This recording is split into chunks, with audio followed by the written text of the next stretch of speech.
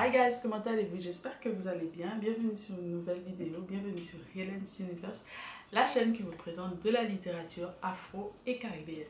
Aujourd'hui, j'ai décidé de vous parler de la rentrée littéraire. Donc c'est une vidéo que j'adore faire normalement. Je vous la présente un peu tard, juste pour vous présenter les livres que moi je pense que j'aurais aimé lire ou acheter. Donc si je les achète, éventuellement les lire plus tard. Il y a une très grande sélection que je fais toutes les années. Et c'est une liste non exhaustive. Mais vous savez aussi que cette année, il y a des prix qui ont commencé à tomber. Il y a un livre dans ma sélection qui a déjà reçu un prix. Il y a des livres qui sont un petit peu avant la rentrée littéraire, mais je vais quand même vous les présenter parce que ce sont des livres aussi soit de la littérature haïtienne ou qui m'intéressent. Alors, je commence avec un livre qui est sorti en juillet. C'est un livre bilingue, c'est de la poésie de Nick Lovens Francin. Et le livre s'appelle La danse du poème pour seule saison de fleurs, ou en créole haïtien, danse poème pour seule saison flée. Alors, c'est un recueil de poèmes, comme je vous disais, et c'est sorti aux éditions Caribe Éditions. Je vous mettrai éventuellement plus d'informations ici ou ici, avec notamment la couverture. Ensuite, en juillet, le 31 juillet, est sorti donc de Alma, de Fanta Touré, que j'aurais adoré lire. C'est un roman normalement et du coup c'est aux éditions Présence Africaine. Autre ouvrage que j'aurais aimé lire, que je n'ai pas encore lu parce que je suis partie en vacances et je voulais quelque chose de moins chargé émotionnellement pendant mes vacances. Et vous avez peut-être vu ma petite sélection sur Instagram. C'est l'ouvrage de Gaël Faye, donc son deuxième roman, Jacaranda, aux éditions Grasset, qui est dans la dernière sélection du prix Goncourt cette année. Un livre de Chimamanda Ngozi Adichie, là, qui est un ouvrage jeunesse, donc qui s'appelle À ce soir, maman.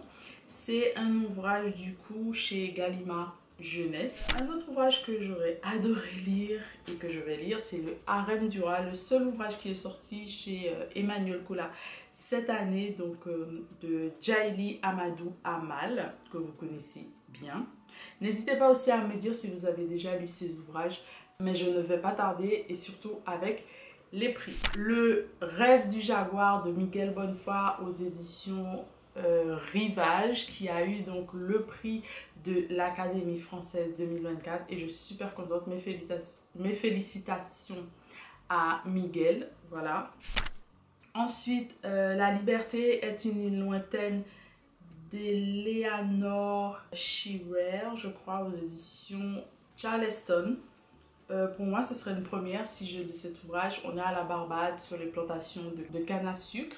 Et on parle aussi de la Guyane britannique, dont on n'entend pas souvent parler, en tout cas en français, parce qu'il y a plus d'œuvres qui sont traduites en anglais et aussi dans d'autres langues, et des ouvrages aussi qu'on ne retrouve plus, qui ne sont plus édités. Ensuite, de Tyrek Wright, j'aurais aimé lire Les fantômes de Brooklyn aux éditions Kalman Levy. C'est un ouvrage que j'aimerais vraiment beaucoup lire parce que je crois que c'est un premier roman et que je n'ai jamais entendu parler de cet auteur, en tout cas depuis la rentrée littéraire. Ensuite, de Barbara Neely, j'aimerais lire Blanche et les Seigneurs. On est aux États-Unis là et on parle beaucoup de l'identité noire. C'est un roman également de chez Cambourakis. C'est un petit roman très intéressant. Moi, j'aime bien certains ouvrages de Cambourakis. Et en plus, c'est un ouvrage qui n'est pas trop cher. Il est à 12 €. J'aimerais lire La vie infinie de Jennifer Richard, qui est aussi en lice pour un prix qui m'échappe. Je vous mettrai ça, bien évidemment, à l'écran. Et là, on parle de technologie et d'un couple avec des spécificités. Donc, La vie infinie aux éditions Philippe Ray. De Safia Sinclair, j'aurais aimé lire Dire Babylone. Un roman qui me donne vraiment envie parce que j'ai lu dernièrement Kay Miller, August Town, et ça parle de Rastafari, etc. Vraiment très intéressant. Je vous parlerai de cet ouvrage très bientôt lors de mes retours de lecture. Et là, on est dans une histoire aussi en Jamaïque avec une femme qui raconte, une jeune fille, je crois, qui raconte le destin des femmes de sa famille, notamment de sa mère, d'elle également, et qui parle de son mode de vie slash religion qui est le Rastafari. Donc très intéressant. Et c'est aux éditions Bucher-Chastel. J'aurais aimé lire, donc ça c'est, je ne peux pas dire que c'est un coup de cœur, mais c'est une maison d'édition que j'apprécie beaucoup, L'Atelier des Nomades. Et on parle de racisme, de musique des États-Unis, beaucoup de jazz, blues, je crois. Et on parle aussi de la France. C'est une famille en fait qui va un peu bouger. Et ça s'appelle Brown Baby. Et c'est de Fabienne Jonca. Je pense que ce serait vraiment un ouvrage à lire. Ensuite, Les Égarés et Yana Matisse chez Gallmaster. C'est un roman qui m'intéresse parce que selon les thèmes, on parle de centre d'hébergement d'atavisme à Alabama aux USA. J'ai entendu des retours jusque-là de personnes qui l'ont lu en anglais, qui n'ont pas forcément apprécié. Moi, j'ai envie de me faire un avis quand même. Je sais pas finalement si j'irai lire ça parmi les premiers ouvrages, mais on verra. Je verrai en fonction de ce que j'ai à lire. Mais en tout cas, préparant la rentrée littéraire, c'était un ouvrage qui m'intéressait énormément. Ensuite, un peu de non-fiction avec un ouvrage de Yuna Vicenti et c'est Spiritualité radicale aux éditions Divergence. Donc normalement ici, on parle de spiritualité autre que les spiritualités dont on a l'habitude d'entendre parler. C'est un ouvrage qui m'intéresse parce que j'ai envie de voir comment certaines choses sont abordées et quel genre de spiritualité qui seront mis en avant au sein de cet ouvrage. Donc voilà, je m'interroge beaucoup. D'autres ouvrages que j'ai déjà lus mais dont je vais parler quand même si vous ne les avez pas encore lus, c'est Une somme humaine de Mackenzie Orsel aux éditions Rivage. C'est un ouvrage que j'ai lu l'année dernière. Si vous voulez, je vous mettrai la vidéo. J'avais un vlog sur cet ouvrage. Mais c'est pour vous dire que cet ouvrage est disponible en poche. Comme ça, c'est moins cher si vous voulez l'acheter et le lire. Ensuite, j'aimerais lire Cette femme qui nous regarde d'Alain Mabanckou. Ça parle de militantisme et de activisme. Et ça sort aux éditions Robert Laffont. En fait, c'est sorti aux éditions Robert Laffont. Ensuite, Boubacar Adam Ibrahim. J'aurais aimé lire Quand nous étions des lucioles. Donc on est à Abuja au Nigeria. Et c'est un roman qui sort chez Julliard et que j'aurais aimé lire. Voilà. Parce que j'ai envie d'apprendre davantage sur le Nigeria. Notamment. Et ça rentre en fait dans les ouvrages qui m'intéressent et dans pas mal d'autres choses. De Denis Mukwege, vous connaissez, je pense, La force des femmes qui est enfin sorti en poche. Moi, je pense que c'est un ouvrage que je suis obligée d'avoir parce que je voulais absolument le lire. Je n'ai pas pu le lire en grand format et je pense que c'est un ouvrage hyper important. En tout cas, si vous ne savez pas, renseignez-vous et moi, quand je l'aurai lu, je viendrai vous faire un retour.